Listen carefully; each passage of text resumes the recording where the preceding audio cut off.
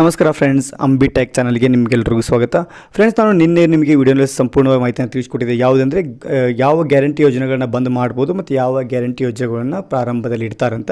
So ಇವತ್ತು ಅದರ ಬಗ್ಗೆ ಒಂದು ಗುಡ್ ನ್ಯೂಸ್, ಭರ್ಜರಿ ಗುಡ್ ನ್ಯೂಸ್ ಬಂದಿದೆ ಅಂತಲೇ ಹೇಳ್ಬೋದು. ಸೊ ಆ ಗುಡ್ ನ್ಯೂಸ್ ಏನು ಅಂತ ನಿಮಗೆ ವಿಡಿಯೋನ ಸಂಪೂರ್ಣವಾಗಿ ಮಾಹಿತಿನ ನಿಮಗೆ ತಿಳಿಸ್ಕೊಡ್ತೀನಿ.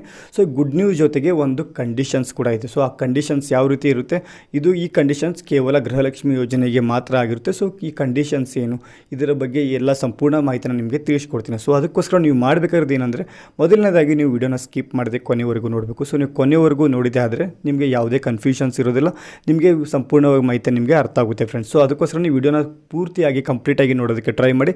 ಮತ್ತು ಹಾಗೆ ನನ್ನ ಚಾನಲ್ಗೆ ಯಾರೆಲ್ಲ ಹೊಸಬ್ರಿದ್ದೀರಾ ಅವರು ಮೊದಲು ಸಬ್ಸ್ಕ್ರೈಬ್ ಮಾಡಿಬಿಟ್ಟೆ ನೀವು ವಿಡಿಯೋನ ಸ್ಟಾರ್ಟ್ ಮಾಡಿ. ಯಾಕೆಂದರೆ ನೀವು ಸಬ್ಸ್ಕ್ರೈಬ್ ಮಾಡೋದ್ರಿಂದ ಸೊ ನಾನು ಇದೇ ರೀತಿ ಹೊಸ ಹೊಸ ಮಾಹಿತಿನ ನಿಮಗೆ ತಿಳಿಸ್ಕೊಡ್ತಾ ಇರ್ತೀನಿ. ಸೊ ಎಲ್ಲರಿಗಿಂತ ಮುಂಚೆ ನಿಮಗೆ ನೋಟಿಫಿಕೇಶನ್ ಬರುತ್ತೆ. ಸೊ ನೀವು ನೋಟಿಫಿಕೇಶನ್ ಬರಬೇಕಂದ್ರೆ ಇಲ್ಲಿ ಪಕ್ಕದಲ್ಲಿ ಒಂದು ಬೆಲ್ ಐಕಾನ್ ಇರುತ್ತೆ, ಅದನ್ನು ಪ್ರೆಸ್ ಮಾಡ್ಕೊಂಡು ಮೊದಲನೇದಾಗಿ ಒಂದು ಆಲ್ ಆನ್ ಆಪ್ಷನ್ ಬರುತ್ತೆ. ಸೊ ನೀವು ಅದರ ಮೇಲೆ ಕ್ಲಿಕ್ ಮಾಡ್ಕೋಬೇಕಾಗಿರುತ್ತೆ. ಸೊ ನೀವು ಆ ರೀತಿ ಮಾಡಿದರೆ ನಾನು ವಿಡಿಯೋ ಮಾಡೋ ಪ್ರತಿಯೊಂದು ಇನ್ಫಾರ್ಮೇಷನ್ ಎಲ್ಲರಿಗಿಂತ ಮುಂಚೆ ನಿಮಗೆ ನೋಟಿಫಿಕೇಶನ್ ಬರುತ್ತೆ ಫ್ರೆಂಡ್ಸ್. ಸೊ ಫ್ರೆಂಡ್ಸ್, ಬನ್ನಿ ವಿಡಿಯೋನ ಸ್ಟಾರ್ಟ್ ಮಾಡೋಣ, ಟೈಮ್ ವೇಸ್ಟ್ ಮಾಡೋದು ಬೇಡ. ಫ್ರೆಂಡ್ಸ್, ನಾನೀಗ ಮೊದಲೇ ಹೇಳಿರೋದು, ಸೊ ಗೃಹಲಕ್ಷ್ಮಿ ಯೋಜನೆ ಕ್ಯಾನ್ಸಲ್ ಮಾಡ್ತಾರಂತ ತುಂಬ ಜನರಿಗೆ ಒಂದು ಕ್ವಶನ್ಸ್ ಆದರೂ ಇತ್ತು. ಸೊ ಯಾವುದೇ ರೀತಿ ಕ್ಯಾನ್ಸಲ್ ಮಾಡೋದಿಲ್ಲ ಅಂತ ನಿಮಗೆ ಹಿಂದಿನ ವಿಡಿಯೋನಲ್ಲಿ ನಿಮಗೆ ಸಂಪೂರ್ಣವಾಗಿ ಮಾಹಿತಿ ನಾನು ತಿಳಿಸ್ಕೊಟ್ಟಿದ್ದೆ. ಸೊ ಇದ್ರ ಜೊತೆಗೆ ಶಕ್ತಿ ಯೋಜನೆಯನ್ನು ಬಂದ್ ಮಾಡ್ತಾರಂತ ಕೇಳ್ತಿದ್ರು. ಸೊ ಶಕ್ತಿ ಯೋಜನೆ ಕೂಡ ಬಂದ್ ಮಾಡೋದಿಲ್ಲ. ಶಕ್ತಿ ಯೋಜನೆ ಅದು ಸ್ಟಾರ್ಟ್ ಇರುತ್ತೆ. ಸೊ ನೀವು ಫ್ರೀಯಾಗಿ ಮಹಿಳೆಯರು ಟ್ರಾವೆಲ್ ಮಾಡ್ಬೋದು. ಇಡೀ ಕರ್ನಾಟಕದಲ್ಲಿ ಎಲ್ಲಿ ಬೇಕಾದರೂ ಮಹಿಳೆಯರು ಟ್ರಾವೆಲ್ ಮಾಡ್ಬೋದು. ಆದರೆ ಇದರಲ್ಲಿ ಮತ್ತೊಂದು ಕಂಡೀಷನ್ ಏನಂದರೆ, ಮೊದಲನೇದಾಗಿ ಗಂಡು ಮಕ್ಕಳಿಗೆ, ಸೊ ಇದು ಏನಂದರೆ ಪುರುಷರಿಗೆ 10-12% ಟಿಕೆಟ್ ದರ ಜಾಸ್ತಿ ಮಾಡ್ತೀನಿ ಅಂತ ಅದರ ಬಗ್ಗೆ ಒಂದು ಚಿಂತನೆಯನ್ನು ನಡೆಸಿದ್ದಾರೆ. ಸೊ ಆದಷ್ಟು ಬೇಗ ಇದು ಕೂಡ ಮಾಡ್ತಾರೆ.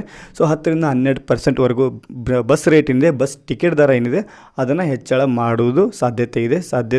ಇದ್ರ ಜೊತೆಗೆ ಗೃಹಲಕ್ಷ್ಮಿ ಯೋಜನೆ ಬಗ್ಗೆಯೂ ಕೂಡ ಕೆಲವು ಕಂಡೀಷನ್ಸ್ ಇದೆ. ಸೊ ಕಂಡೀಷನ್ಸ್ ಯಾವುದು ಹೊಸದಲ್ಲ, ಇದು ಹಳೆಯ ಕಂಡೀಷನ್ಸ್ ಆಗಿರುತ್ತೆ. ಆದರೆ ಇದ್ರ ಬಗ್ಗೆ ರೀವೆರಿಫಿಕೇಷನ್ ಮಾಡೋ ಸಾಧ್ಯತೆ ತುಂಬ ಇದೆ ಫ್ರೆಂಡ್ಸ್. ಯಾಕಂದರೆ ಕೆಲವೊಬ್ಬರು ಶ್ರೀಮಂತರು ಕೂಡ ಇದನ್ನು ಗೃಹಲಕ್ಷ್ಮಿ ಯೋಜನೆಗೆ ಅಪ್ಲಿಕೇಶನ್ಸ್ ಹಾಕಿ ಇದರ ಲಾಭನ ಪಡಿತಿದ್ದಾರೆ. ಸೊ ಇದರಿಂದ ಕೆಲವು ಬಡವರಿಗೆ ಸಿಗಬೇಕಾಗಿರೋ 2,000 ರೂಪಾಯಿ ಹಣ ಕೂಡ ಸಿಗ್ತಿಲ್ಲ. ಸೊ ಯಾರೆಲ್ಲ ಅಪ್ಲಿಕೇಶನ್ ಹಾಕಿ ಕೂಡ ಅಮೌಂಟ್ ಸಿಗ್ತಿಲ್ಲ ಅಂದರೆ ಇದ್ರ ಬಗ್ಗೆ ನಾನು ಸುಮಾರು ವಿಡಿಯೋ ಮಾಡಿದ್ದೀನಿ. ಏನೆಲ್ಲ ಮಿಸ್ಟೇಕ್ಸ್ ಆಗಿರ್ಬೋದು, ಆಧಾರ್ ಕಾರ್ಡ್ ಅಪ್ಡೇಟ್ ಆಗಿರೋದಿಲ್ಲ. ಸೊ ನೀವು ಆಧಾರ್ ಕಾರ್ಡ್ ಅಪ್ಡೇಟ್ ಒಂದ್ಸಲ ಚೆಕ್ ಮಾಡ್ಕೊಳ್ಳಿ, ಬ್ಯಾಂಕ್ ಆಧಾರ್ ಸೀಡಿಂಗ್ ಚೆಕ್ ಮಾಡ್ಕೊಳ್ಳಿ ಅಂತ ನಿಮಗೆ 2-3 ವಿಡಿಯೋನಲ್ಲಿ ನಿಮಗೆ ಕಂಟಿನ್ಯೂಸ್ಲಿ ಹೇಳಿದ್ದೀನಿ. ಸೊ ಅದನ್ನು ಯಾವ ರೀತಿ ಚೆಕ್ ಮಾಡಬೇಕು ಅದನ್ನು ಕೂಡ ನಿಮಗೆ ನಾನು ತಿಳಿಸ್ಕೊಟ್ಟಿದ್ದೀನಿ ಫ್ರೆಂಡ್ಸ್. ಸೊ ನೀವು ಒಂದ್ಸಲ ಚೆಕ್ ಮಾಡ್ಕೊಳ್ಳಿ. ಅದನ್ನು ಚೆಕ್ ಮಾಡ್ಕೊಂಡು ನಿಮ್ಮ ಅಮೌಂಟ್ ಏನಾದರೂ ಬಂದಿಲ್ಲ ಅಂದರೆ ಈಗ ರೀವೆರಿಫಿಕೇಷನ್ ಮಾಡ್ತಿದ್ದಾರೆ. ಸೊ ರೀವೆರಿಫಿಕೇಷನಲ್ಲಿ ನೀವು ಇನ್ನೊಂದ್ಸಲ ಅಪ್ಲಿಕೇಶನ್ ಹಾಕೋದಕ್ಕೆ ಟ್ರೈ ಮಾಡಬೇಕಾಗಿರುತ್ತೆ. ಸೊ ಈಗ ಸದ್ಯದಲ್ಲೇ ಗೃಹಲಕ್ಷ್ಮಿ ಯೋಜನೆ ಅಪ್ಲಿಕೇಶನ್ ಸ್ಟಾಪ್ ಮಾಡಿದ್ದಾರೆ. ಆದಷ್ಟು ಬೇಗ ಅದನ್ನು ಕೂಡ ಸ್ಟಾರ್ಟ್ ಮಾಡ್ತಾರೆ. ಸೊ ನೀವು ಅಪ್ಲಿಕೇಶನ್ ಹಾಕಬೇಕಾಗಿರುತ್ತೆ.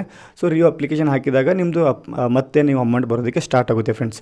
ಸೊ ಮತ್ತೆ ಇದನ್ನು ಈಗ ರೀವೆರಿಫಿಕೇಷನ್ ಗೌರ್ಮೆಂಟ್ ಅವರು ಕೂಡ ಮಾಡ್ತಿದ್ದಾರೆ. ಸೊ ಯಾರೆಲ್ಲ ಫಲಾನುಭವಿಗಳು, ಯಾರಿಗೆ ಅರ್ಹತೆ ಇದೆ, ಯಾರಿಗೆ ಅರ್ಹತೆ ಇಲ್ಲ, ಅದನ್ನು ಕೂಡ ರೀವೆರಿಫಿಕೇಷನ್ ಮಾಡಿ ಗೃಹಲಕ್ಷ್ಮಿ ಯೋಜನೆ ಅಮೌಂಟ್ ಏನಿದೆ ಅದನ್ನು ಬಿಡುಗಡೆ ಮಾಡ್ತಾರೆ ಫ್ರೆಂಡ್ಸ್. ಸೊ ಯಾರಿಗೆ ಅವಶ್ಯಕತೆ ಇಲ್ಲ, ಯಾರೆಲ್ಲ ಶ್ರೀಮಂತರಿದ್ದಾರೆ, ಯಾರೆಲ್ಲ ರೂಲ್ಸನ್ನು ಬ್ರೇಕ್ ಮಾಡಿ ಇದರ ಲಾಭನ ಪಡ್ತಿದ್ದಾರೆ, ಅವರ ಗೃಹಲಕ್ಷ್ಮಿ ಯೋಜನೆ ಕ್ಯಾನ್ಸಲ್ ಮಾಡೋ ಸಾಧ್ಯತೆ ತುಂಬ ಇದೆ ಫ್ರೆಂಡ್ಸ್. ಮತ್ತೊಂದು ನ್ಯೂಸ್ ಏನಂದರೆ, ನಾಳೆ 11ನೇ ತಾರೀಕಿಂದ ಮತ್ತೆ ಗೃಹಲಕ್ಷ್ಮಿ ಯೋಜನೆ ಅಮೌಂಟ್ನ ಬಿಡುಗಡೆ ಸ್ಟಾರ್ಟ್ ಮಾಡ್ತಿದ್ದಾರೆ. ಸೊ ನಾಳೆ ಅಂದರೆ 11ನೇ ತಾರೀಕಿಂದ ಸೊ ಎಲ್ರಿಗೂ ಅಮೌಂಟ್ ಬರೋದಕ್ಕೆ ಸ್ಟಾರ್ಟ್ ಆಗುತ್ತೆ. ಸೊ ನೀವು ವ್ಯಾಲಿಡ್ ಇದ್ದರೆ ಮಾತ್ರ, ಏನಾದರೂ ರೂಲ್ಸ್ ಬ್ರೇಕ್ ಮಾಡಿ ಗೃಹಲಕ್ಷ್ಮಿ ಯೋಜನೆಗೆ ಅಪ್ಲಿಕೇಶನ್ ಹಾಕಿದರೆ ಸೊ ನಿಮಗೆ ಯಾವುದೇ ರೀತಿ ಹಣ ಬರೋದಿಲ್ಲ ಫ್ರೆಂಡ್ಸ್. ಮತ್ತು ಅನ್ನಭಾಗ್ಯ ಯೋಜನೆ ಅಮೌಂಟ್ ಕೂಡ ತುಂಬ ಜನರಿಗೆ ಬಂದಿಲ್ಲ. 2-3 ತಿಂಗಳಾಯಿತು ಯಾರಿಗೂ ಅಮೌಂಟ್ ಬಂದಿಲ್ಲ. ಅದನ್ನು ಕೂಡ ಆದಷ್ಟು ಬೇಗ ಅಮೌಂಟ್ನ DBT ಮುಖಾಂತರ ಟ್ರಾನ್ಸ್ಫರ್ ಮಾಡ್ತೀನಿ ಅಂತ ಇವತ್ತು ಮಾರ್ನಿಂಗೇ ಇದ್ರ ಬಗ್ಗೆ ಒಂದು ಸಭೆಯಲ್ಲಿ ಚರ್ಚೆ ಮಾಡಿ ಇದ್ರ ಬಗ್ಗೆ ತಿಳಿಸ್ಕೊಟ್ಟಿದ್ದಾರೆ ಫ್ರೆಂಡ್ಸ್.